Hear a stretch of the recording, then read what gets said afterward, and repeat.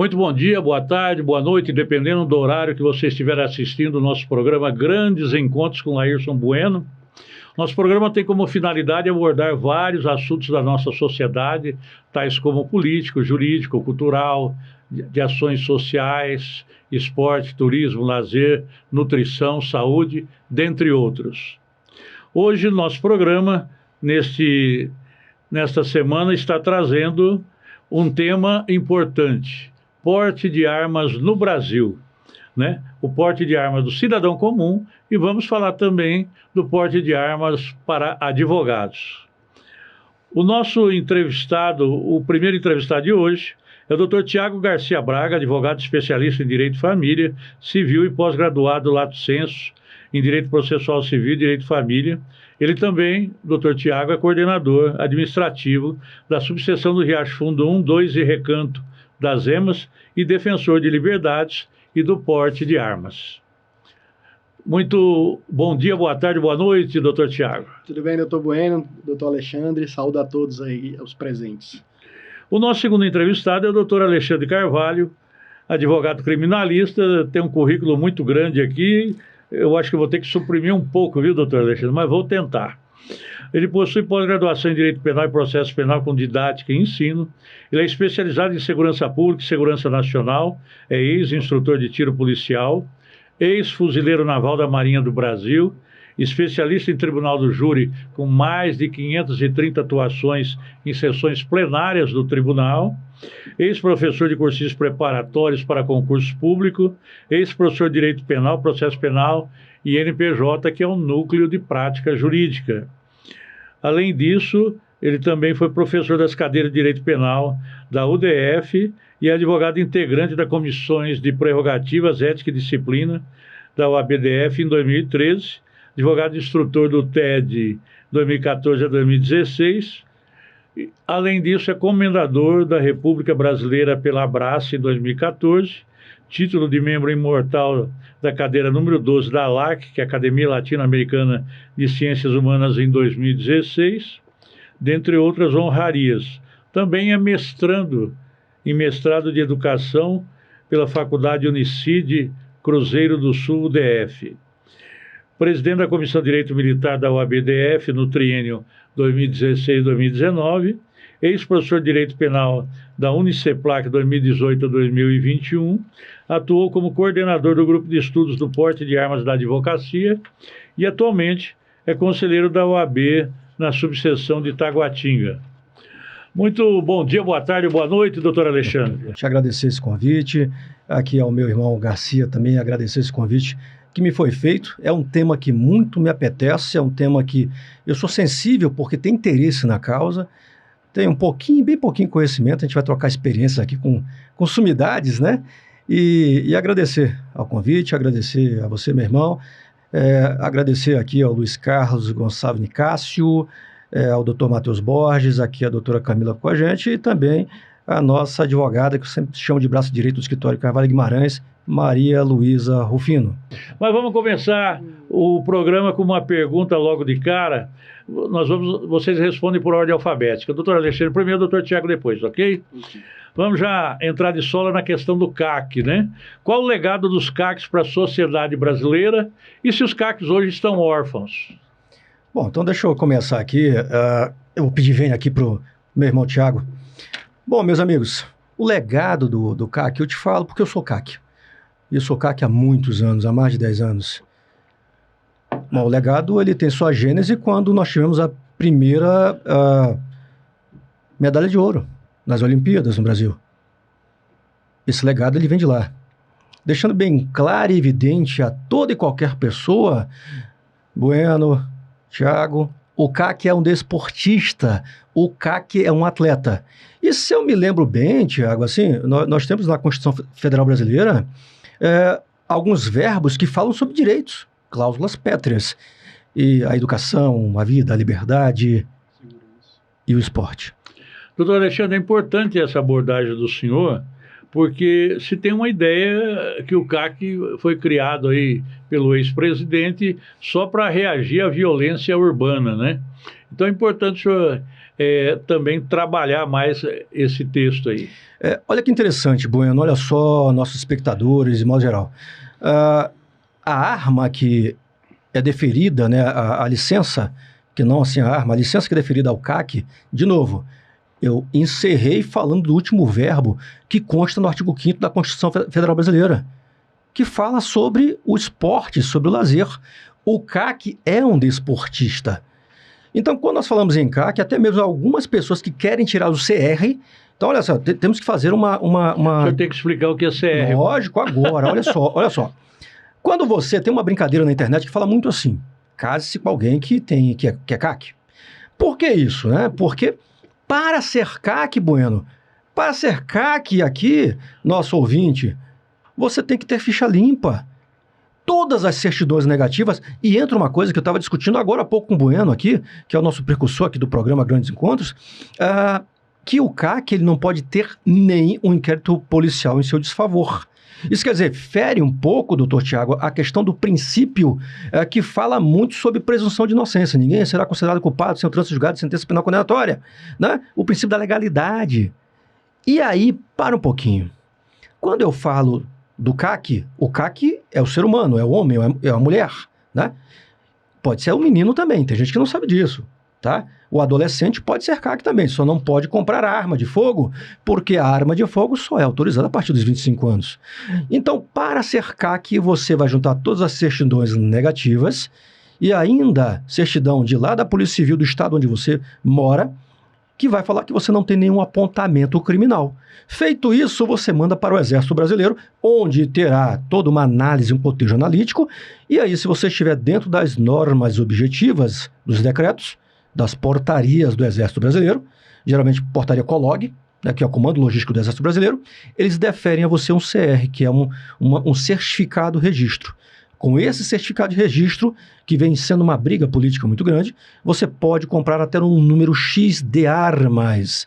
Mas existem regras, regramentos. Então, para ser CAC, você tem que ter o CR. Esse CR te autoriza a comprar um número X de armas. Mas lembrando, essas armas são somente voltadas ao desporto. Tanto que... Como arco e flecha. Como arco e flecha. Agora, eu vou pegar o gancho aqui. Eu vou deixar você falar, senão eu vou tomar conta do programa. Velho. Não, e nós temos que dar chance pro doutor Tiago. Por favor, passa pro doutor Tiago, que ele tem expertise no tema. Doutor Tiago, a pergunta é a mesma, qual é o legado do CAC para a sociedade brasileira, se o CAC está órfão, mas eu vou provocar um pouco mais além. O senhor tem uma advogada que trabalha para o senhor, chamada doutora Tamires, que esse dia soltou no Instagram forma de checar o contatinho, né? Sim. Ver o Banco Nacional de Mandados de Prisão e outras coisas, né? Mas essa aula que o doutor Alexandre nos deu agora aqui, né? Facilita muito mais, né? Se o cara for CAC, ele tá bom para casar. Então, a gente tem que fazer primeiro uma viagem no tempo, né? O tiro como desporto, ele é proveniente da cultura europeia, né?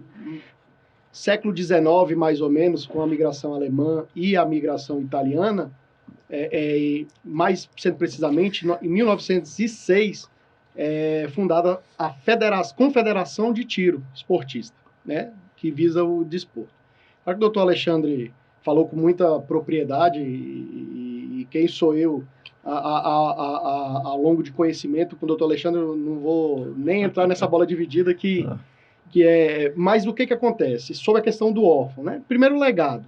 O legado, na minha visão, o legado é a manutenção do esporte. A manutenção do esporte, do CAC, como desportista mesmo. E você afastar essa ideia de que presidente X, presidente Y facilitou ou induziu, ou mesmo que fez com que as pessoas adquirissem armas para combater. Eu costumo dizer que CAC não é policial.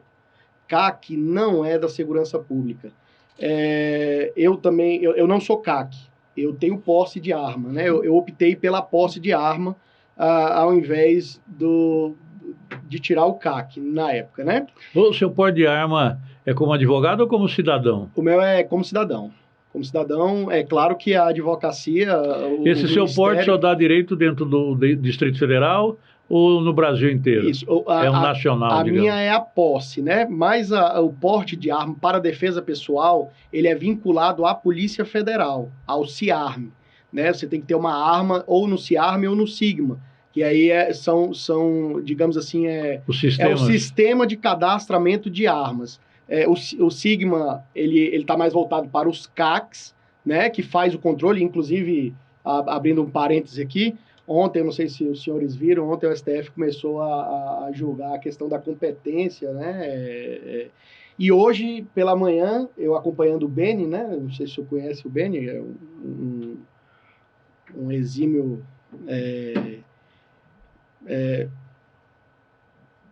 ele acaba manifestando muito a questão do CAC, né? A questão da legislação. E ele tirou um print hoje de manhã de um decreto que está por sair. Né? E acho que o estagiário equivocou-se e lançou, né, na portaria lá do Exército Brasileiro, já foi logo tirado, né? Transferindo a competência da fiscalização das armas para a Polícia Federal. Ou seja, agora a Polícia Federal, ela é que vai fazer, ao que tudo indica, o controle da questão da arma, né? Então, seria isso. O legado é a manutenção mesmo da cultura armamentista no sentido de quê? CAC é um esporte, não é membro da segurança pública. Então, não há que a gente fazer essa comparação de que fulano, presidente A ou presidente B acabou deixando a população mais armada ou não. Isso aí vai ser um direito sempre individual da pessoa de exercê-lo ou não. Ok. Doutor Alexandre, o doutor Tiago começou a responder a segunda pergunta aqui, mas eu tenho que perguntar para o senhor. O ex-presidente Bolsonaro contribuiu de alguma forma para a regulamentação ou para a valorização do porte de armas no Brasil?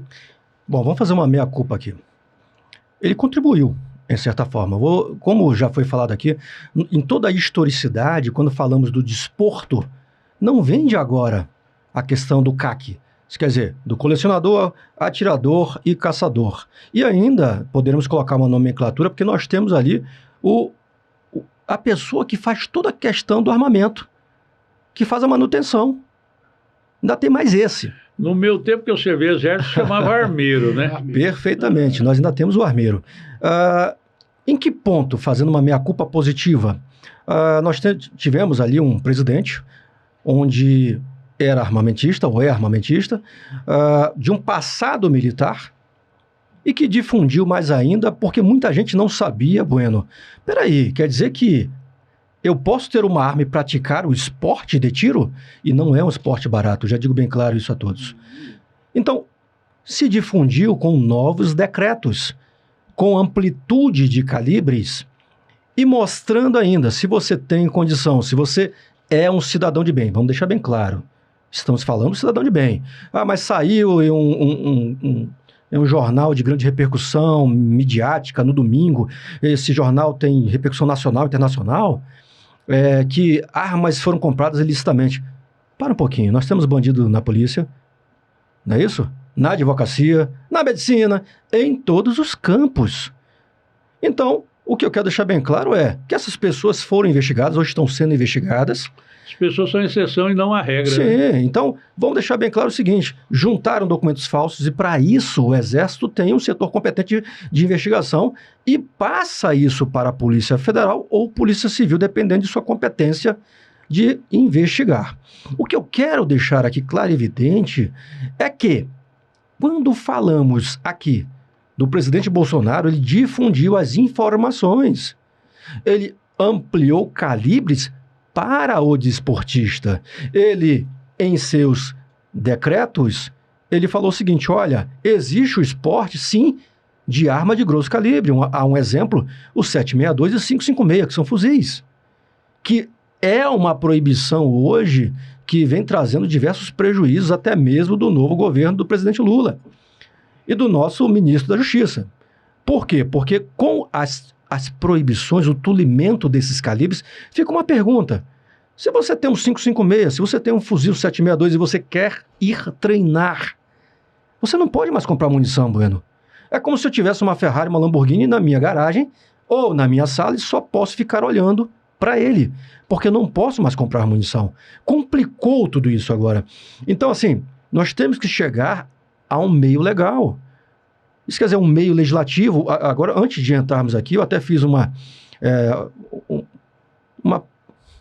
tive uma conversa com você falando onde estão os nossos políticos que foram eleitos pela bancada da bala, que iriam defender o cidadão de bem. Não é o bandido, não é a facção criminosa, não é a organização criminosa. Eu te pergunto, político, cadê você? Porque se nós somos maioria na bancada da bala, por que não aprovarmos leis justas, corretas e dentro da legalidade? Então, para encerrar esse ponto aqui, o governo Bolsonaro trouxe, sim, novos decretos, mas para o cidadão de bem. Porque se você não cumprisse o que manda o critério objetivo dos decretos, você não poderia ser CAC, não poderia comprar uma arma de grosso calibre ou uma modificação no calibre. E lembrando, a legislação do CAC ela é dura. Isso quer dizer, o decreto 10.030 de 2019, ele é duríssimo, ele fala sobre fiscalização do Exército Brasileiro. E agora, como trouxe aqui, inteligentíssimo aqui, o doutor Garcia falando que essa competência vai para a Polícia Federal. Eu me pergunto, doutor, será que a Polícia Federal tem esse efetivo todo? Vamos tirar o policial da rua, das operações, das investigações de competência federal, para agora investigar o CAC, para fazer vistoria na casa dos CACs? Porque nós temos milhões de CACs. Vão tirar do combate ao tráfico de drogas, né, por exemplo. Mas, doutor, ainda uma provocação antes de passar para o doutor Tiago. O que se comenta é que houve não seria um desvio de função, mas um jeitinho brasileiro, né, de usar o CAC como porte de arma, né? Porque hoje, como nós temos muitos clubes de tiro no Brasil, no Distrito Federal, salvo engano, são mais de 100, né? Para qualquer lugar que eu for com uma arma, eu posso alegar numa blitz policial que eu estou indo para um clube de tiro.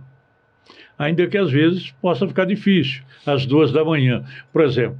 Mas eu digo assim, rotineiramente, no horário comercial ou um pouco mais alongado ainda, né?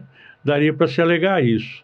Então, esse jeitinho brasileiro também ajudou a esquerda a trabalhar isso contra o CAC?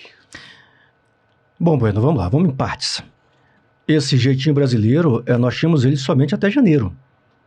Até janeiro, porque em janeiro nós tivemos uma portaria do Ministério da Justiça, do ministro Flávio Dino, que proibiu. Nós tínhamos antes um decreto do ex-presidente Bolsonaro, e esse decreto, com as portarias COLOG 150, portaria 50, dentre outras, do Exército Brasileiro, esses decretos, no seu artigo 3º, davam direito ao CAC para que no percurso do treinamento, no percurso do seu torneio de tiro, no percurso para a manutenção do seu armamento, ele poderia andar com uma arma curta a pronto emprego, isso quer dizer, alimentada e municiada. Lembrando, essa arma ainda tinha um erro legislativo, na minha opinião, porque no artigo 3º, no parágrafo 3º, falava o seguinte, salvo engano, do artigo 3º ainda do digesto e já excluído decreto anterior, falava que essa arma a pronto emprego era para proteção do acervo. O que é acervo? Eu tenho 1, 2, 3, 4, 5, 10, 20 armas. Isso é um acervo. Então, para um pouquinho. Eu estou levando o meu acervo para o stand de tiro, para manutenção, competição, treinamento. Então, eu poderia ir com uma arma curta protegendo o acervo. E eu sempre discordei disso, doutor Tiago. Como advogados que somos, nós sabemos que nós só podemos usar a legítima defesa, artigo 23/25 do Código Penal brasileiro, se for em defesa da integridade física e da vida. Então não era para proteger o acervo, já tinha esse erro legislativo.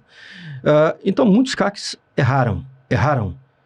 Muitos CACs tiraram seus CRs, verdade seja dita, para que pudessem portar as armas.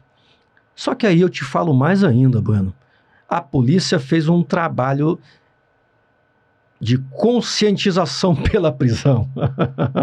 Nós tivemos muitos CACs presos por porte ilegal de arma, isso quer dizer, lastreado, baseado no artigo 14 da Lei 10.826 de 2003. Muitos CACs. Só que, como eu falei, encerrando essa parte, que eu já digo até que é histórica, porque já se passou, mas chegando agora, a partir de agora, da portaria do Flávio Dino, salvo engano, portaria 122 de 2019, essa portaria proíbe. E olha, me perdoe a você, ouvinte, telespectador, isso para mim é absurdo. Você imagina se eu tenho, hipoteticamente, mais de 20 armas, e eu saio de casa para o meu local de treinamento, esta portaria diz: ei, atleta de tiro, vá treinar, porque você tem que ter 8 treinamentos anuais. E digo mais, a você que é CAC, se você não tiver os 8 treinamentos anuais, 365 dias, você cometeu uma infração administrativa e pode perder o seu CR. Mas para um pouquinho, estou indo treinar, Bueno, com a nova portaria do Flávio Dino. Porque ela diz o seguinte: vá treinar, CAC, você tem que ter 8 treinamentos. Mas você não pode mais levar uma arma pronto emprego. Você está levando o fuzil para o treinamento? Leve o fuzil com a munição separada. Você está levando, além do fuzil, uma pistola? Leve a pistola separada da munição. Então hoje você só tem o direito, você CAC só tem o direito de, se você não tiver o porte federal de arma, você só tem o direito de transportar o teu acervo separado da munição. Me permita brincar, mas tem o direito de ser assaltado também, né?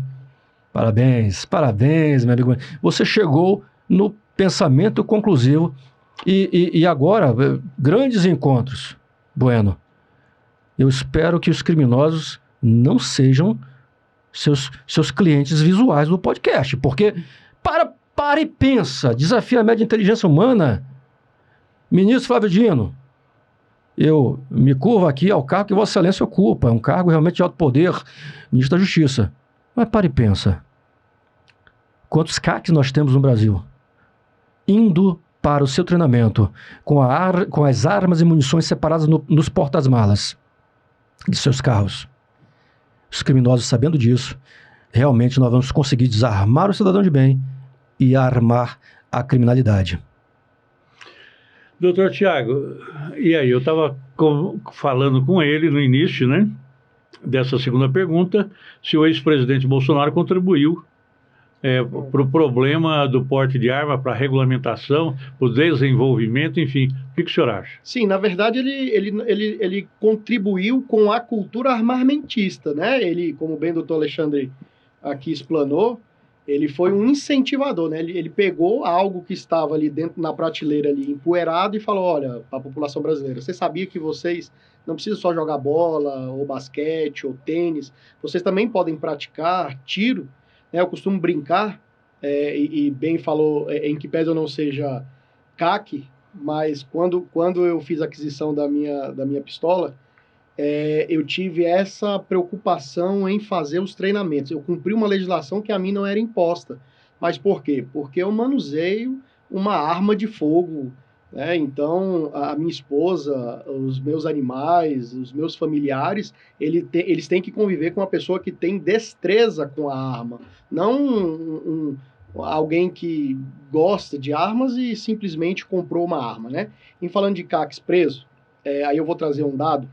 Por que o presidente Bolsonaro contribuiu para a cultura, né? Claro que ele tentou flexibilizar, inclusive, o porte de arma, em que pese a lei tenha critérios objetivos, aí me permitam fazer essa vírgula, mas muitos requisitos da lei são de interpretação, ou seja, eles são critérios objetivos que você vai deixar alguém subjetivamente avaliar se você tem ou não tem a possibilidade, por exemplo, a efetiva necessidade.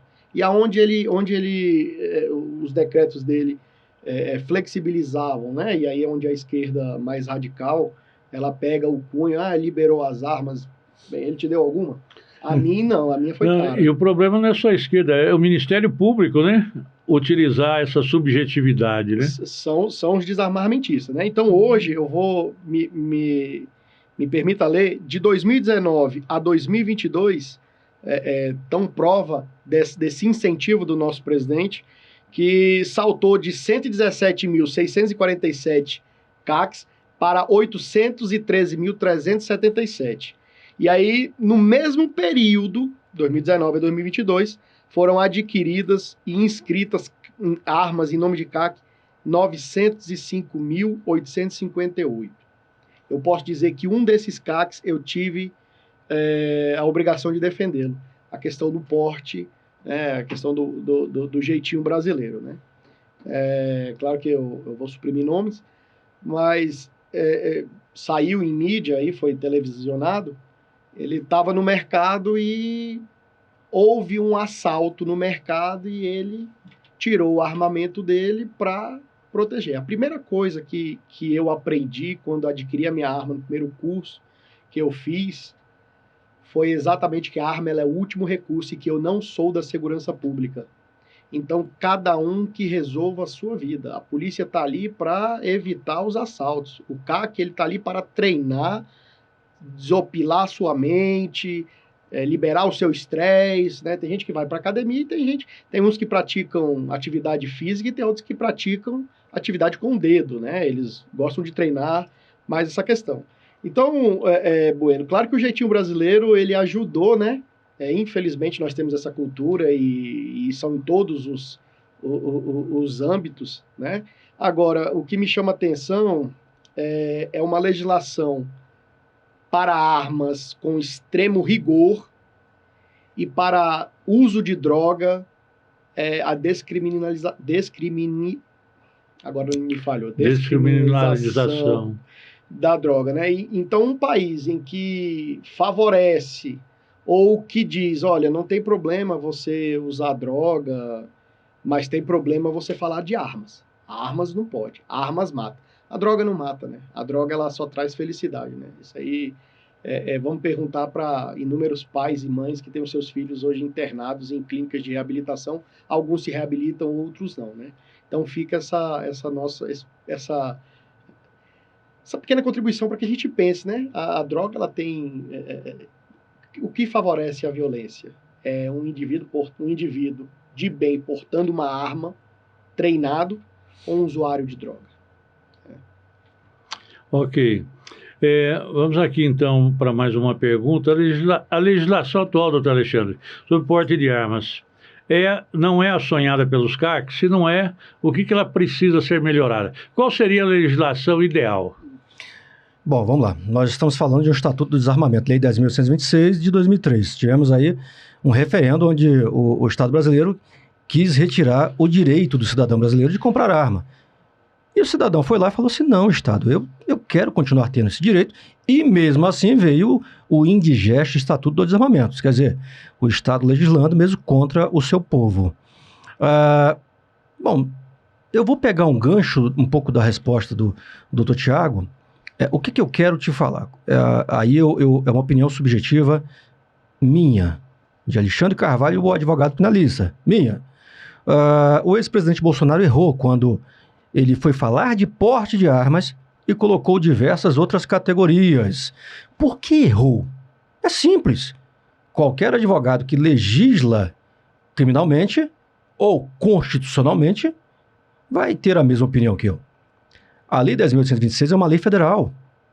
E ela fala ali, em alguns pontos taxativamente, e em outros pontos exemplificadamente.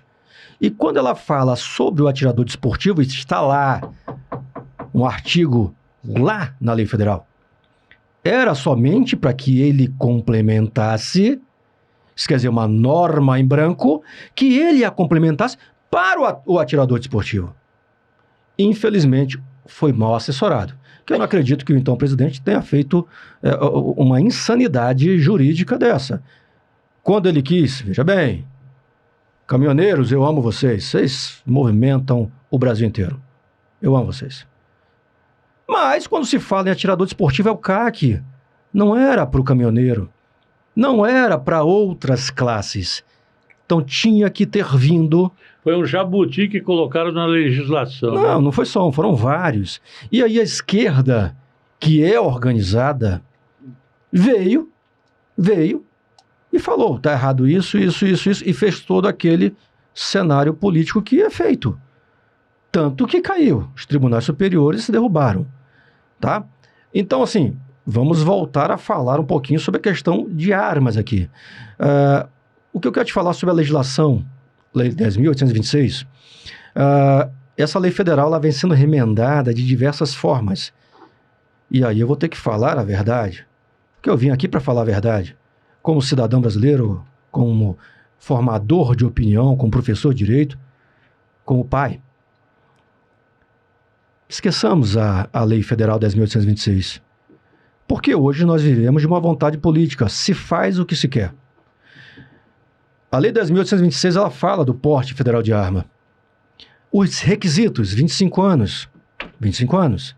Retirar, só um detalhe, não confunda porte federal de arma. A única polícia que é competente para deferir é a Polícia Federal pelo SINARME. SINARME. Sistema Nacional de Arma de Fogo. de Registro de Arma de Fogo. Isso. Registro de Arma de Fogo. SINARME. Se você quiser ser um atirador desportivo, você vai para o Exército Brasileiro. Por enquanto, ainda está sendo o Exército, né? Então, o que eu quero deixar bem claro? Então, você compra uma arma de fogo pelo SINARME, pela Polícia Federal, e tem uma diferença muito grande, porque essa arma de fogo que você compra pela Polícia Federal, você pode comprar até 3 armas. Não quer dizer que você vai ter as 3. Né? Ter uma já é muito difícil. E aí você pede autorização. Primeira regra, 25 anos. Segunda, todas as certidões negativas. Todas. Da Polícia Civil, Militar, dos tribunais, todos os tribunais. E ainda você assina uma declaração dizendo que não está respondendo a inquérito policial. Então é feita toda uma pesquisa. E aí existe uma regra que foi mudada agora, Bueno. Você tem que fazer uma declaração de efetiva necessidade. Você tem que explicar ao delegado de polícia o porquê que você quer comprar uma arma de fogo. Sendo que a lei te dá esse direito, mas agora, olha que interessante, é discricionário. Então, se o delegado não gostou da sua foto, Bueno, ele nega. Ele não gostou de você, Bueno? Ele nega. Ele gostou de mim. Ele autoriza. Esta compra é somente para ter a posse dentro da sua residência ou dentro das expensas da sua residência, ou se você for sócio proprietário, sócio gerente, essa arma pode ficar dentro do seu estabelecimento. Alexandre, ela pode sair? Regra, não. Não e não. Exceção, pode.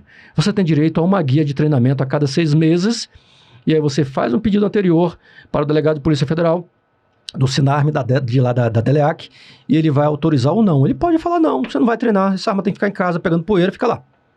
Mas e aquela exigência da portaria de 8 vezes ao ano? Isso é para o CAC. Ah, no caso do CAC. É para o CAC. Certo. Estamos falando de Polícia Federal. Certo. E aí o que eu quero te falar, a mudança legislativa que nós tivemos, aliás, legislativa não, eu falei que agora é político. A mudança jurisprudencial é que o que antes que nós falamos sobre a declaração de efetiva necessidade, e aí tinha uma briga muito grande, Bueno, muito grande, Tiago. O delegado de polícia, não, peraí, mas se eu preencho os requisitos, eu falo ali sobre a criminalidade de próximo da minha residência, que eu já fui assaltado, etc., e ele tem que dar. O tribunal bateu o martelo. Não vou falar qual tribunal, não, 3 letras. Bateu o martelo. Certo. Doutor Tiago, então, essa questão, qual é, na opinião do senhor, a legislação sonhada para o porte de arma? Ela não é boa nem de longe, né? Para ela ser ruim, ela precisa melhorar bastante, né? E aí os decretos do ex-presidente Bolsonaro, ele visavam corrigir algumas incongruências. Só um minutinho, doutor Tiago. Eu desconheço mesmo. Nós ainda temos o porte de arma estadual? Não. Não temos mais. Mas daquele porte de arma estadual antigo, eu lembro que eu era presidente da OAB de Samambaia, doutor Alexandre, e um advogado antigo, doutor Villanova, me procurou, que faz júri no Maranhão, fazia e faz ainda. E ele precisava de um porte de arma federal. E isso que essa portaria está exigindo, de uma justificativa, né? Ele foi buscar comigo, na condição de presidente da OAB de Samambaia, para me declarar que ele fazia júris no Maranhão, e ele tinha que, para chegar ao Maranhão, andar por 4 estados. Então, a necessidade disso. Mas olha só, Bueno, você não vai caçar minha palavra, não. Eu vou falar aqui para você. Eu vou te falar qual que é a sonhada legislação para o CAC. Para o CAC, bem rápido aqui. A bancada da bala. Colocar e voltar agora para a classe. Isso quer dizer, complementar a lei federal dizendo, ei, CAC, você é CAC, você comprovou que você treina, que você viaja com sua arma de fogo, com um acervo que pode ser do criminoso, então você tem o porte federal de arma. Você é um cidadão de bem, você tem um porte de arma, porque tem prova para isso. Prova de tiro. E as certidões e as comprovações de que você treina. Agora, rapidinho, só para complementar aqui, agora, a legislação voltada para o cidadão de bem, para a Polícia Federal, porte federal de arma. Se você não é CAC, que os delegados de polícia unifiquem uma jurisprudência. Porque, para um pouquinho, Bueno, você acabou de falar do seu colega das antigas, e que nós já sabemos que não tem mais porte federal estadual aqui. Até tem, para um pouquinho. Se o delegado de Polícia Federal entender o seguinte, o Bueno ele corre risco só em Brasília, você vai ter um porte federal somente para Brasília. Não vai poder sair. Ele pode colocar, se você comprovar que são mais de 3 estados da federação, o porte fica a nível nacional. Se não, fica um estado, 2 ou 3, ou só o Distrito Federal. Mas para um pouquinho. Vamos fazer o seguinte, médico, então. Por exemplo, que sai de madrugada do hospital, né? É só no DF, né? Ele trabalha aqui. Para complementar o que você tinha falado aqui, me perdoem a efusividade, é um tema que eu sou afeto a ele. Eu te digo, senhores delegados de Polícia Federal, Ministério da Justiça, então, uniformizem as decisões dos delegados da DELEAC. Porque um mesmo advogado ou cidadão de bem, numa condição, consegue o porte federal de arma e, dependendo da superintendência de outro estado, não dá o porte federal de arma para uma pessoa na mesma condição. Vamos uniformizar o entendimento dos delegados e aí começa a melhorar. Porque o porte federal de arma é discricionário da autoridade policial, se você não faz parte dos artigos elencados como segurança pública. Doutor Alexandre, eu tenho que voltar para o doutor Tiago, mas eu sou forçado a lhe provocar aqui. Eu acho que vai dar até um corte no podcast isso, viu? É o seguinte, pelo que o senhor está falando, vou para o confronto educadamente. Pelo que o senhor está falando, a bancada da bala não está atingindo o seu objetivo. Isso é covardou. Né? A bancada da bala, ela foi eleita para defender o interesse dos CACs, entre outros, e só está atendendo os interesses deles. E aí é um deleite da minha parte, né? Em negociar com o governo. Nós tivemos aí algo chamado reforma, né, do tributo, alguma coisa nesse sentido, e tivemos aí uma questão midiática onde o governo federal liberou um valor vultuoso, né, a alguns políticos para que fizesse algumas situações ordinárias. Eu quero deixar bem claro a você que foi eleito pela bancada da bala, não é sobre porte de armas, é sobre direito, é sobre vida, é sobre dignidade e é sobre desporto, cláusula pétrea da Constituição Federal Brasileira. Honre o voto que você recebeu, porque nós não vamos esquecer o seu nome. E você pode não voltar. E lembrando, Vossa Excelência aí, lembrando, Vossa Excelência aí é o inquilino passageiro. Doutor Tiago, em cima disso, sim, eu vou colocar o senhor também numa saia justa aqui. Sim. O Centrão e a bancada da bala fazem hoje, nós temos uma bancada da bala socialista? Olha, Bueno, interessante a sua colocação. Eu não digo, eu não vou dizer socialista, mas eu vou usar a palavra acovardada. Ela se avorou de um tema, né? Muitos se avoraram de um tema. O que é que o Brasil... E como o doutor Alexandre falou, quando nós respondemos o referendo, nós respondemos negativamente. Não queremos o controle estatal sobre a arma. E é interessante, muita gente fala bem assim, a minha arma, a gente tem que lembrar que a arma pertence ao Estado, é só uma concessão que eles nos dá, então ele pode caçar a qualquer momento. Né? Então, a legislação hoje, ela já era ruim. Né? O presidente Bolsonaro vem, tenta corrigir alguns equívocos, um deles é eu poder ter o direito de defender o meu acervo. Ora, eu preciso treinar, eu preciso participar de eventos. Não é um esporte barato, como bem frisou. É caríssimo, tudo é muito caro. E agora, né, houve-se mais profundo retrocesso, né? Além de ter suspendido aquilo que já era ruim, né, agora foi...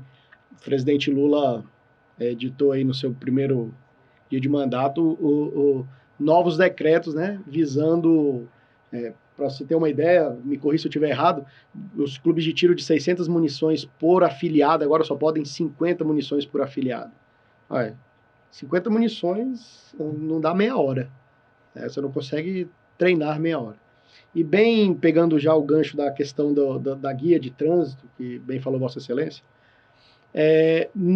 existem duas possibilidades, Bueno. Ou você vai ao clube de tiro com o seu próprio armamento, ou o clube de tiro tem o seu próprio acervo em que te disponibiliza.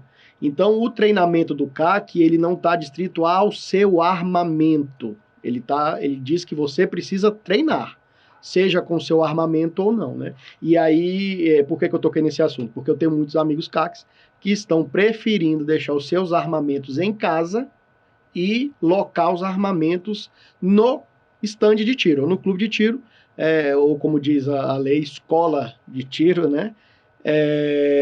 Para que não haja como o que acontece? A gente acabou ficando...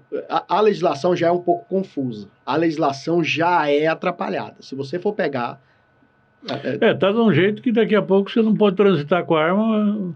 Como que você vai exercer o seu mistério de CAC, né? Na verdade, eu ando dizendo aí, a gente se reúne, eu ando dizendo que falar a palavra pistola, arma, daqui a um tempo vai ser... politicamente correto. Ou politicamente correto, ou nós vamos ser presos por apenas falar, né? Então, a legislação, Bueno, respondendo objetivamente, a legislação do CAC, para ela para ela ficar ruim, ela precisa melhorar bastante. Então, ela é péssima, não agrega ao cidadão de bem, empurra o cidadão de bem, que já tem um desvio de conduta, a entrar no jeitinho brasileiro, né? O que não é ideal. Agora, o que há de se explanar, eu não vou lembrar o nome do senador, há um projeto de lei do PL, eu não lembro agora, que tenta corrigir alguns pontos neofrágicos. Mas ainda não é o ideal. O ideal é que o Estado se ocupe das funções próprias do Estado. Mas, doutor Tiago, em cima disso que o senhor falou, que alguns CACs estão preferindo utilizar as armas dos centros de treinamento, né? O senhor me permite, com essa colocação, eu levantar uma bola aqui para o doutor Alexandre, depois, consequentemente, para o senhor, sobre a questão da proibição das armas de grosso calibre, né?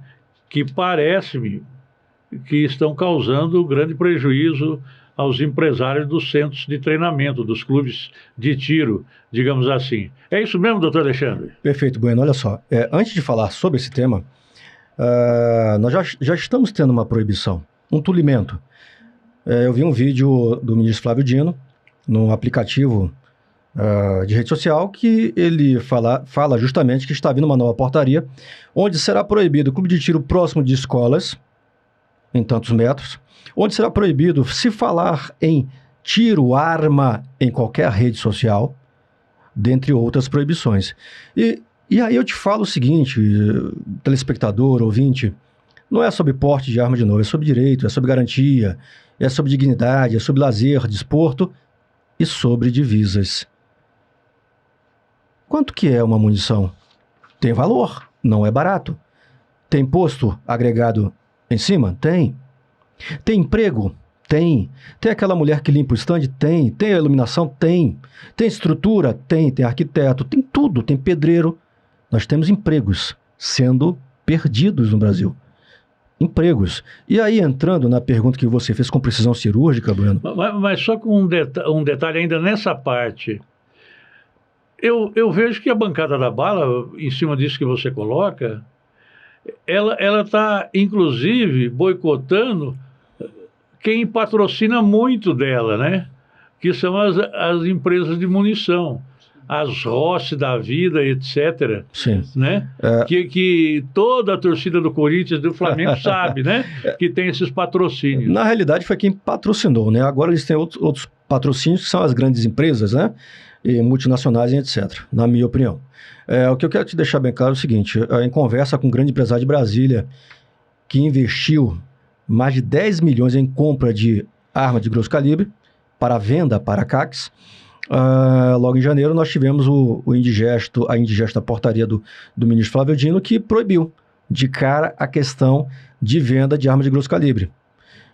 Bom, e esse investimento que o empresário fez no ano passado, como é que fica? Porque as empresas não vão devolver o dinheiro. Isso eu estou falando de um empresário.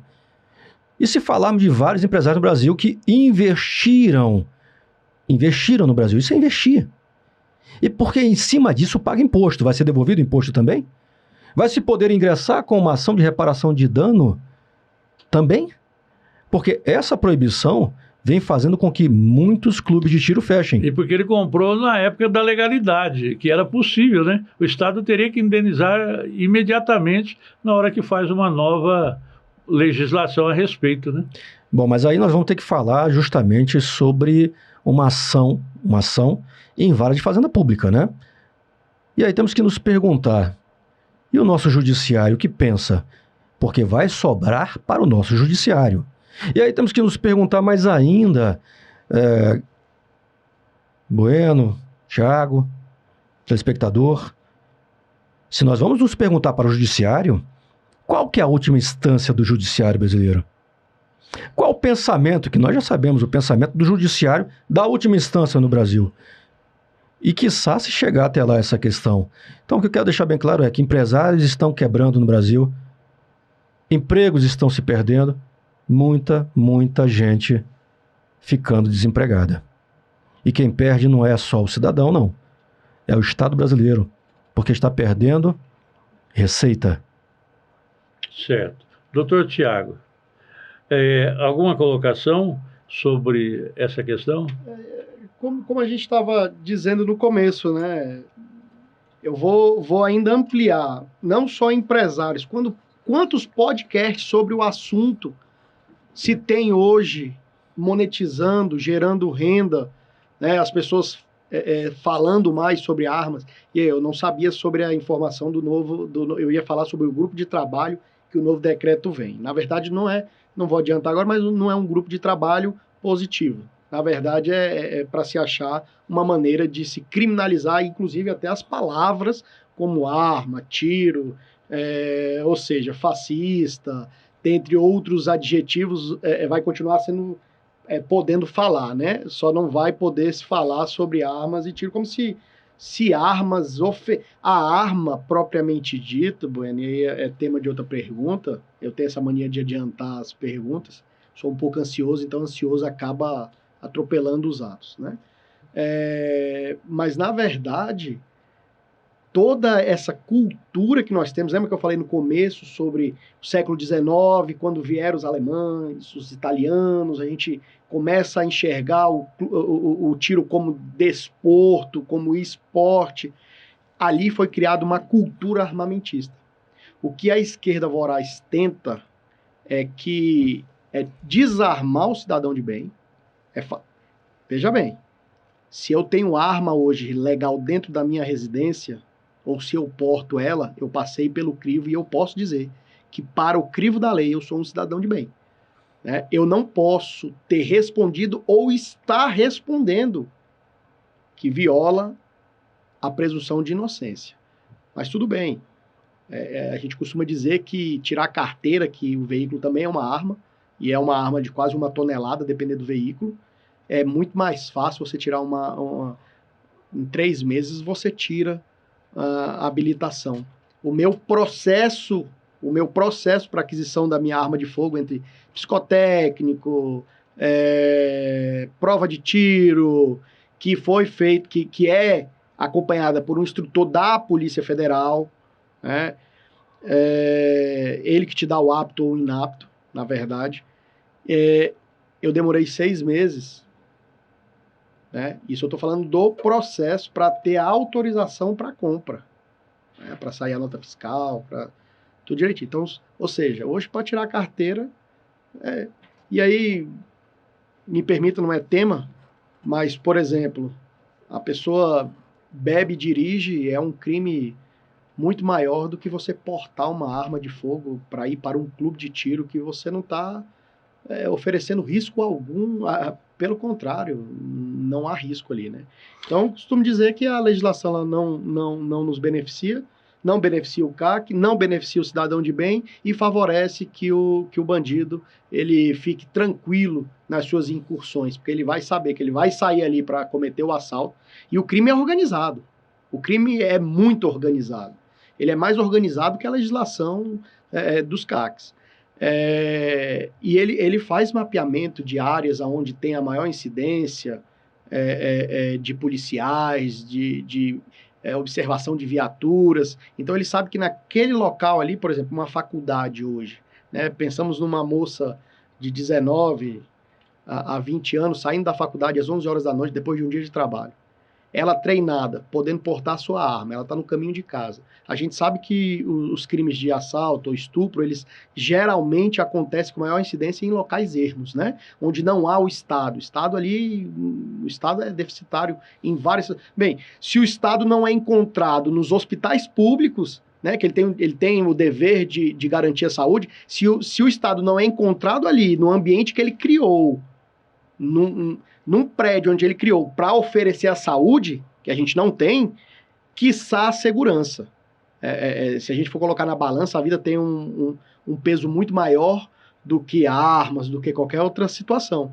E inclusive a própria segurança. Se ele não favorece a saúde, ele vai te favorecer objetivamente e com 100% de eficácia, ou que seja, 90% de eficácia da segurança pública, primeiro que não há efetivo. A gente sabe que a cultura no Brasil diminui-se as forças de segurança e aumenta-se a liberdade do malfeitor. O senhor fez viajar agora de uma situação. Eu estive em São Paulo há 1 ano e meio atrás e vi também no YouTube, nesse final de semana, as ruas de São Paulo à noite, né? E quando eu estive há 1 ano e meio atrás em São Paulo, eu tive que resolver uma situação de deixar uma pessoa num hotel ali no centro de São Paulo e eu vi o risco de segurança pública ali às 8h30 da noite, né? Então é muito difícil. E tem um cliente meu que eu falei que estava vindo para cá para gravar o podcast aqui para o estúdio e ele falou assim, bom, como eu viajo muito para o Paraguai, porque ele trabalha na Feira dos Importados, ele falou, pergunta para o pessoal lá se a situação do Paraguai não é melhor. Porque lá o cara compra arma lá na loja e está tudo certo. Vocês acham que a população também deve estar armada para enfrentar a insegurança pública? São essas 2 perguntas, doutor Alexandre. Bueno, se o cidadão é de bem, se o cidadão cumpriu as regras da lei para uma compra de arma de fogo e agora para o porte de arma de fogo, porque o instrutor é um instrutor credenciado pela Polícia Federal. Isso quer dizer, aplica um teste seríssimo, que se você for reprovado, a exemplo, a realidade, você só pode fazer depois de um decurso temporal, você não pode refazer o teste. Então, eu entendo o seguinte, arma é para quem quer e pode, isso quer dizer, quem quer ter e para quem pode, porque cumpre os requisitos legais. É uma luta premente até da advocacia. Nós conversamos antes do podcast. Grande parte dos advogados no Brasil querem o porte federal de arma. Infelizmente, seus representantes, como presidentes de seccionais, não é interessante. Mais ainda, o Conselho Federal não tem interesse nisso, tá? Mas, não sei, acho que não dá tempo hoje, mas fica para uma próxima pauta, mas deixando bem claro, se o cidadão é de bem, se o cidadão é treinado, e quando eu falo de bem, ele tem ciência que se errar, dura lex, sed lex. Ele vai responder criminalmente. E o cidadão de bem, Bueno, telespectador, ele não quer errar. Ele quer apenas ou praticar o desporto do tiro, o desporto, ou proteger a sua integridade física, a sua vida e de sua família. Doutor Tiago, e aí, a população deve estar armada para enfrentar a insegurança pública? Olha, Bueno, como eu disse anteriormente, a pessoa possuir arma, ela não entra automaticamente nos níveis de segurança pública, né? Então, nós temos as polícias judiciárias e a polícia ostensiva, polícia militar, E já deixando um grande abraço aqui à nossa corporação, Polícia Militar do Distrito Federal e a Polícia Civil do DF também, que fazem um exímio trabalho aí, a gente sabe que muitas vezes enxugando o gelo, né? Mas sendo objetivo, o Estado não é onipresente, não é onipotente, né? Então, para você se defender, eu acredito que a população, se o cara é cidadão de bem, se ele cumprir os requisitos da lei, ele tem sim que ter o direito de se defender. Aí faço uma venha aqui, determinado há um mês e meio atrás, muita gente acompanhou, eu tive o desprazer de ter um ladrão entrando na minha casa, né? E para a falta de sorte do meliante, eu estava sentado no sofá. E para quem não sabe, quando eu fiz o treinamento, a primeira coisa que o instrutor falou é que a arma ela é o último recurso. A partir do momento que você puxa o cão ou que você puxa o ferrolho e que você decide atirar, você vai responder aquilo ali de todas as maneiras. E minha mulher estava na cozinha, eu tenho uma porta bem grande na cozinha de vidro, e ela escutou um barulho. E não é difamando a minha esposa, não. Graças a Deus ela tem medo de tudo. Ela escutou o barulho, eu estava no sofá, e aí ela falou assim, meu bem, eu vi uma cabeça. Aí eu falei, eu também tô vendo uma, a sua. Brinquei com ela, né? Ela riu, ela falou assim, não, eu vi alguém passando no quintal. Meu cachorro estava preso. Todo mundo sabe que eu sou louco por pitbull, né? Quem me acompanha sabe. Meu cachorro estava preso. E aí, outra aquisição no meu curso, nos meus vários cursos, eu tenho 7 cursos de tiro. Outro instrutor falou, na sua casa, o armamento é perto de você. Não é longe, porque não dá tempo. E nesse dia eu vi, Alexandre, que realmente não dá tempo. Resumindo, graças ao bom Deus... Não resume não. Agora eu vou te perguntar. Peraí, Bueno, vou perguntar aqui. Que horas que era isso? 8h30 da noite. 8h30 da noite. Então, quem ingressasse no seu terreno, na sua casa, tinha ciência que tinha uma família ali, correto? Sim. E ele achava que eu não estava em casa, porque eu tenho o costume de deixar tudo apagado, né?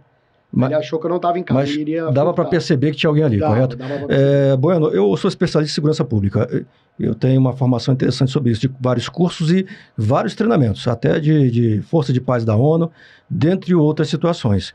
E nós tínhamos um livro muito antigo chamado Radiografia de um Sequestro, e esse livro eu usei muito para dar aula até sobre antiterrorismo, e ele é clássico, onde ele fala o seguinte... Radiografia do secreto. Não, do sequestro. Do sequestro. É um livro bem antigo de segurança pública. E eu concordo plenamente com ele quando ele fala o seguinte, o criminoso que ingressa em um terreno, em uma residência, sabendo que ali reside alguém e lá está alguém, esse é o pior criminoso. Porque a criminalidade é criativa. Ela tem a intenção, sabendo que tem alguém ali, entra com a intenção não de furtar, é de roubar, violência e grave ameaça. Sim. E aí, tendo esposa, tendo filha, infelizmente, surge uma nova opção criminal, estuprar. Então, existe um treinamento para isso, não é o caso. Mas é só para mostrar que a situação em que o doutor Tiago passou era uma situação que o Estado não podia estar lá. E quem estava era ele, um cidadão de bem, um pai, com treinamento e com uma arma de fogo. Sim, e quando eu saí no quintal, né, mantive tudo apagado, porque quem é especialista sabe que a casa, quem conhece é você, então você não tem que ligar as luzes.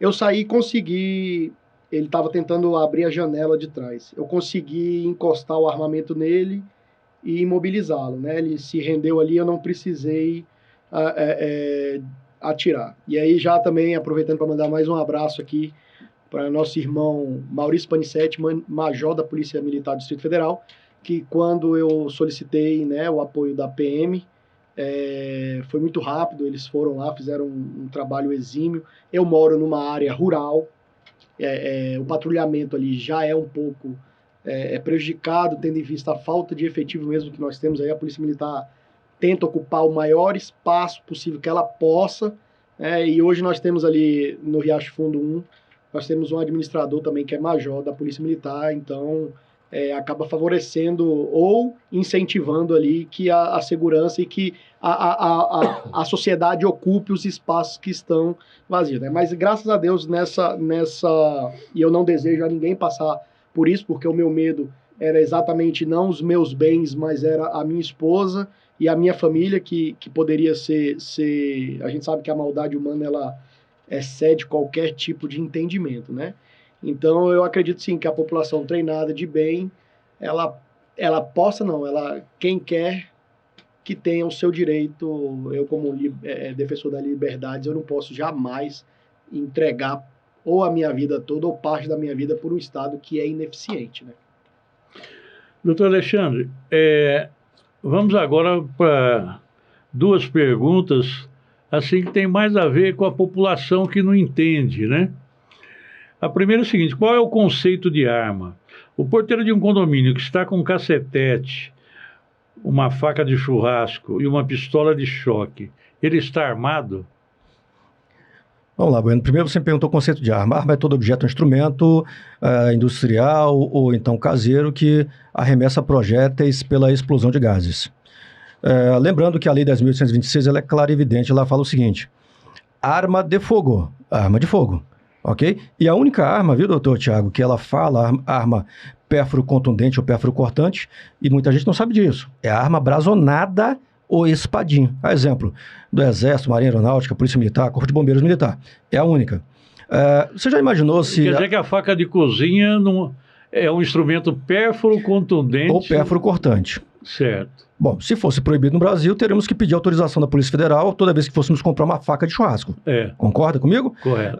Mas, só para que você entenda, alguns estados, eles legislam com a proibição do porte de arma, veja bem, arma branca, pérfuro cortante ou pérfuro contundente, que é arma branca. Um exemplo disso, o Rio de Janeiro, tá? O Rio de Janeiro tem essa proibição, ok? Outros estados não se tem. Existe uma proibição também na lei de execução penal. Aquele que está cumprindo pena, seja no semiaberto ou regime aberto, não pode portar arma veja bem, arma branca ou arma de fogo de nenhuma espécie. Então, o que você me falou do porteiro? Porteiro não é nem vigilante, porque o vigilante é baseado na Lei 7.102/83. O vigilante tem registro na Polícia Federal, tem curso na Polícia Federal, e o vigilante, quando age, ele age em exercício regular de um direito. O vigilante, para portar uma arma, há um detalhe que muita gente não sabe. Quando eu contrato um vigilante, ele pode estar armado ou desarmado? Tanto faz, porque ele tem treinamento para usar arma de fogo. É você, contratante, que escolhe se você quer ele armado ou desarmado. Tudo bem? E lembrando, se tem treinamento, ele vai usar o seu treinamento. E ele vai agir não na legítima defesa, mas sim no exercício regular de um direito, que é uma excludente da ilicitude. E aí você foi um pouco mais a fundo, tentou me apertar, Bueno. Você falou do porteiro. O porteiro, Tiago, é aquela pessoa que o condomínio, geralmente, ou o empresário, ele fala assim: vou te contratar como porteiro, mas você tem que ter curso de vigilante. E ele não contrata como vigilante, ele contrata como porteiro. E quer exigir que o porteiro seja vigilante. Não pode. Desvio de função. Desvio de função. E na esfera trabalhista, o porteiro pode sim pedir a adequação dele como vigilante, se ele é exigido para tal. O porteiro, já diz o nome, porteiro vem de porta. É para entrada, saída, anotar quem entrou, saiu, não deixar entrar. E recebeu o Mercado Livre agora. Recebeu o Mercado Livre. E a Shein, né? O doutor Matheus é fã da Shein. Doutora Camila também. Então, o que eu quero deixar bem claro é: o porteiro não tem funções de vigilância. O porteiro está ali para ficar na portaria, no máximo fazer uma ronda no condomínio. Ele não tem poder nenhum. A exemplo disso, o vigilante tem certos poderes que a Lei 7.102/83 o dá, ok? O porteiro não pode ter um cacetete, o porteiro não pode ter um bastão de choque, o porteiro não pode ter um spray de pimenta, porque essa função é do vigilante. Mas ele pode ter a faca de churrasco? Não é usual, não é aconselhável, né? Porque se usar de forma errada, responderá criminalmente para isso. Essa pergunta é interessante, porque eu sou síndico de um condomínio e um drogado jogou uma pedra no meu portão de vidro do condomínio e invadiu o condomínio. E o porteiro da madrugada, era um senhor de idade, estava tentando dominá-lo, mas não estava conseguindo. Mas o drogado deu azar que chegou o porteiro da manhã, mais cedo do que o esperado. Ele entrava às 7, ele chegou às 6h15. E aí grudou no pescoço, derrubou o cara no chão, imobilizou. Aí chegou eu como síndico com 130 quilos, sentei em cima do cara, né, do joelho do cara, e aí foi melhor que Kung Fu. Só para complementar o que você está falando aqui, Bueno, nós temos o artigo 301 e 302 do nosso Código de Processo Penal, que fala sobre prisão em flagrante delito. Qualquer do povo pode prender em flagrante delito e o membro de segurança pública deve. Então essa prisão, ela foi como qualquer do povo, mas foi em flagrante delito. Foi. A pena que à tarde o cara já estava solto. Né? Infelizmente. Né? E voltou lá e quebrou seu carro, né? Não, mas esse foi depois. Foi outro dia. Mas assim, no dia, ele deu um prejuízo para o condomínio, que ele quebrou o vidro. Essa parte ainda consegui receber o seguro. Agora, o problema é que quando ele entrou dentro do condomínio, ele arrebenta ele tira um carrinho de supermercado dos moradores levar as compras e joga num carro. E a gente, esse aí nós não conseguimos a indenização do seguro, porque a seguradora considera ato de vandalismo. E eles não cobrem. Olha que loucura. Mas continuando aqui, vamos para um outro caso. O motorista que anda com um taco de beisebol e uma faca de cozinha no carro para se defender de um assalto ou de uma briga no trânsito. Ele está armado? Você quer responder, Thiago? Olha, eu vou me atrever a responder. Sim, ele tá armado, porque, na verdade, ali vai a intenção, né? E nós que atuamos ali também, que eu seja especialista em direito de família, por amor, eu gosto do criminal, né? Então a gente... Mas o taco de beisebol é para praticar o beisebol, então, que ninguém pratica. Aí é que está a grande questão. A intenção dele portar no carro, dele estar no carro, é para uma eventual briga e não para a prática do esporte. Para mim, ali, ele já cometeu um ilícito que ele não vai conseguir responder, por exemplo, um agente de segurança pública perguntar, e esse taco de beisebol aqui? Né? Então vai depender muito da intenção, né, chamados atos preparatórios. Lembrando que no Brasil a autotutela, ela não é recepcionada, ela não é uma verdade, ela só em 3 casos que você pode, como bem falou, estrito cumprimento do dever legal, legítima defesa ou estado de necessidade. Essas são as únicas excludentes que a gente pode, fora isso, você só porte um taco de beisebol para efetivamente praticar o esporte. Se você sai de casa de manhã já prevendo que você vai ter uma briga no trânsito, lugar de resolver briga é na delegacia. Você, como cidadão de bem, você não tem que descer do seu carro para bater em ninguém. Primeiro que, é melhor contratar um advogado. É melhor contratar um advogado para que brigue por você, né? Então, na minha visão, esse lance de, tô com uma faquinha aqui para descascar laranja, os agentes de segurança pública não caem mais nessa ladainha, né? Então, muito cuidado quando você estiver portando, porque a sua intenção ali pode ser levada em consideração se você for preso, e as complicações podem ser verdadeiras pelo simples fato da intenção daquele artefato dentro do seu veículo. Está muito complicado para o advogado ter o porte de arma hoje? Para o Ministério Público é mais fácil? Bueno, eu vou responder de forma bem simplória. O Ministério Público tem, na sua lei orgânica do Ministério Público, já o porte de arma. Tá? Teve uma modificação, porque antes eles não precisavam fazer psicotécnico e já tinham porte. Hoje em dia, obrigatoriamente, tem que fazer psicotécnico. Já vem na legislação do Ministério Público, bem como também já vem na LOMAN, na legislação da magistratura.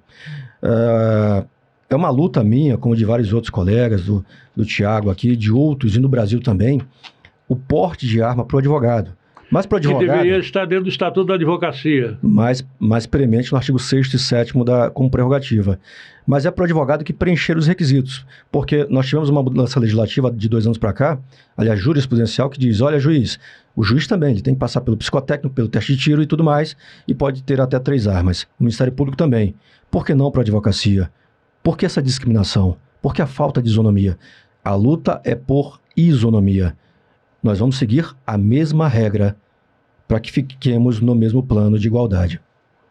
Ok, doutor Thiago. Não adianta você querer colocar juiz e o Ministério Público no mesmo plano, apenas ali com uma lei, né? Dizendo, ó, vocês vão sentar no mesmo plano. Na verdade, você precisa ter efetividade. Que também não está funcionando ainda, né? Não, é que não funciona. E não vai funcionar. E só fazendo um adendo, como eu te falei, quando o advogado ele faz um pedido para a Polícia Federal hoje, porte federal de arma, quando ele vai justificar ali o porquê está pedindo, o delegado geralmente nega. Se você só falar que é criminalista, ele nega. Infelizmente hoje, eu conheci um advogado, não vou citar o nome, que ele foi alvo de uma situação onde ele recebeu vários tiros e um dos tiros deformou sua face. Só depois disso foi que foi autorizado o porte federal de arma dele aqui no Distrito Federal. Isso quer dizer, dado aqui no Distrito Federal para o Brasil inteiro. Hoje, o pensamento dos delegados de Polícia Federal, me permita falar isso aqui em Brasília, na DLEAC daqui, Superintendência de Brasília, é que o advogado tem que ter uma ameaça real. Isso quer dizer, tem que ter sido alvo de tiro, de várias ameaças e facções criminosas para que seja deferido. E, na realidade, a gente tem que esperar acontecer para depois e dar permitir. Sorte de não morrer, né? Não morrer. Só para complementar isso aqui, até para talvez encerrar aqui, eu fiz um júri em Fortaleza, mais em específico no Fórum Clóvis Bevilacqua, e fui ameaçado, queimaram ônibus e etc. Foi uma situação que estava defendendo um cliente. E para você ter uma ideia, assim que eu cheguei de lá, isso já tem alguns anos, eu comprei um colete balístico. Eu ando com colete balístico no carro, por conta de ameaças. Mas mesmo assim, o delegado de Polícia Federal falou o seguinte, que essa ameaça não é real. Então quem sabe se eu morrer e voltar, ele me autorize a portar uma arma, qual tem treinamento, e sei muito bem que a lei é dura se eu errar. É desse jeito. Isso. Bem, pode falar, doutor Thiago. Isso é uma grande verdade, é aquela questão que a gente falou, né? São critérios objetivos que a lei traz com a subjetividade ou a discricionariedade de uma pessoa olhar para sua cara e falar, não, para você não vai.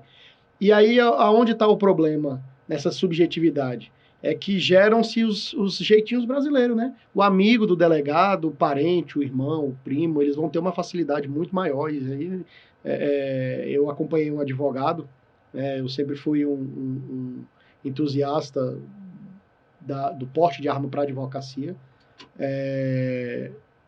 Eu acompanhei um advogado que ele foi ameaçado por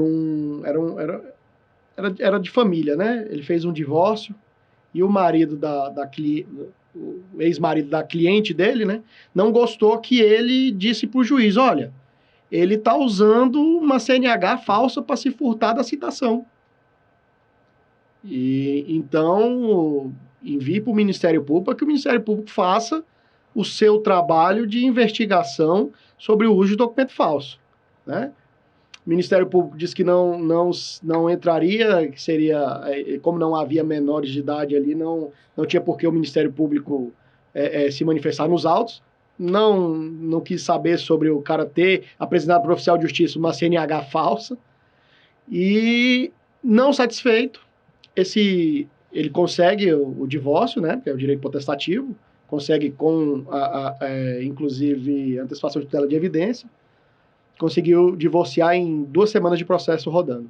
Esse marido dessa cliente dele, ex-marido, foi até a casa dele, porque pegou o registro dele no CNA, né, conseguiu, não sei de que maneira, ele conseguiu, ele foi até o escritório dele, que é registrado a unipessoal dele no endereço da casa, né? E desferiu 2 tiros para matá-lo. E não matou, porque Deus é bom. Eu acompanhei ele na Polícia Federal, e o delegado, ele fez a queixa-crime, seguiu com os procedimentos de ameaça, com tudo, aí o Ministério Público, né, starta uma investigação aí para tentativa de homicídio, depois ele mesmo pede o arquivamento do processo, e a Polícia Federal, o delegado simplesmente falou para ele, não, isso aqui não é justificativa. Ele, com as imagens, juntou as imagens da câmera de segurança da casa dele, do cara indo lá, desferir tiro contra ele, ameaçando, dizendo, olha, eu vou te matar, onde eu te pegar, eu vou te matar. E já tentou por algumas vezes. E até agora nós não conseguimos o porte de arma para ele. Então, há há na verdade, uma rixa de classes, né? Parece que o advogado, ele é preterido por todas as outras classes, né?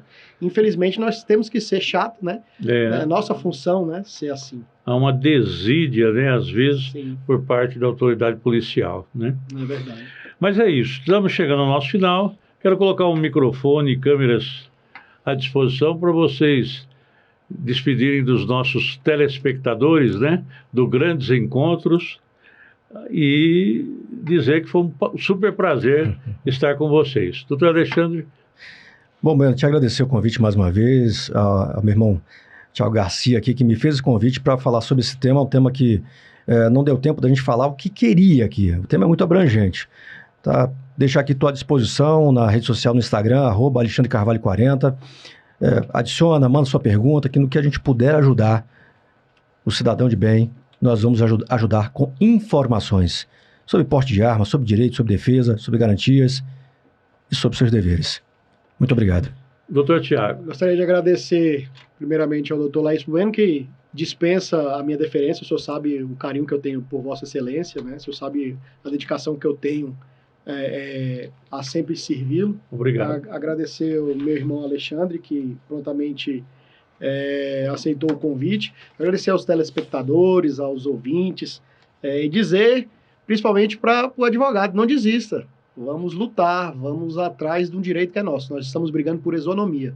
Não trata-se de colocar uma arma na cintura e sair desfilando para cima e para baixo. Se o juiz pode, o Ministério Público, nós podemos também. Gostaria de deixar um grande abraço a todos que nos circundam, ao nosso presidente da subseção do Riacho Fundo 1, 2 e Recandazema, doutor Gustavo Costa Bueno, também, que nos ajuda bastante, né? E deixar o meu Instagram aí, @Garcia Braga, Advogados Associados. Quem tiver interesse em saber mais sobre porte de arma, como o doutor Alexandre Carvalho, meu irmão, se colocou à disposição, coloco-me ombreado a Vossa Excelência para que a gente possa ajudar quem tem aí alguma dúvida em relação a porte de arma, posse. Como é que é o slogan lá no Instagram? O slogan? Advocacia não para? Advocacia não para, sempre, advocacia não para. Tá certo. Isso é verdade. Senhores telespectadores, chegamos ao final do podcast Grandes Encontros com Laírson Bueno.